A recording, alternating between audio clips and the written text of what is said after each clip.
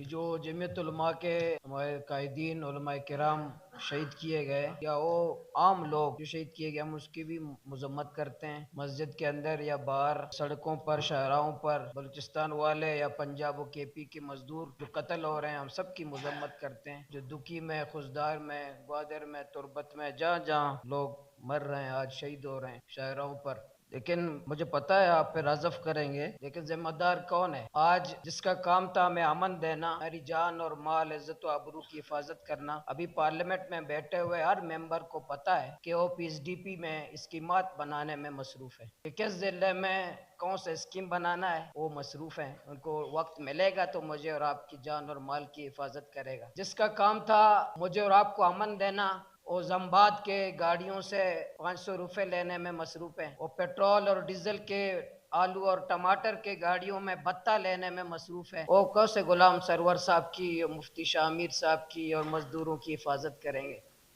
وہ زمباد کی گاڑیوں سے اسپیکر صاحب مصروف ہوں گے، پی ایس ڈی فی میں مصروف ہوں گے، ٹرانسفر پوسٹنگ سے مصروف ہو جائیں گے، اور ڈی ایچ اے سے مصروف ہو جائیں گے، وہ کالونی بنانے میں مصروف ہو جائیں گے۔ کوئی وقت ملے گا تو غلام سرور کی کوئی حفاظت کرے گا، کوئی مفتی شاہ امیر کی حفاظت کرے گا، کوئی عام مزدور کی حفاظت کرے گا۔ ان کو وقت ملے گا تو کریں گے۔ حقیقت بات کرنی چاہیے۔ جن کا کام تھا مجھے اور آپ کی حفاظت کرنا، وہ حفاظت کا کام کر رہا ہے، وہ سیکورٹی کا کام کر رہا ہے؟ کیا ان کا کام زمباد کی گاڑیوں کے پیچھے ہم نے نہیں لگایا؟ کسٹم کے اختیارات ان کو نہیں دیے؟ پولیس کے اختیارات ان کو نہیں دیے؟ جس کو آپ کو کسٹم کا اختیار دیتے ہیں، پھر کہتے ہیں غلام سرور کیوں شہید ہوا، مفتی شاہ امیر کیوں شہید ہوا؟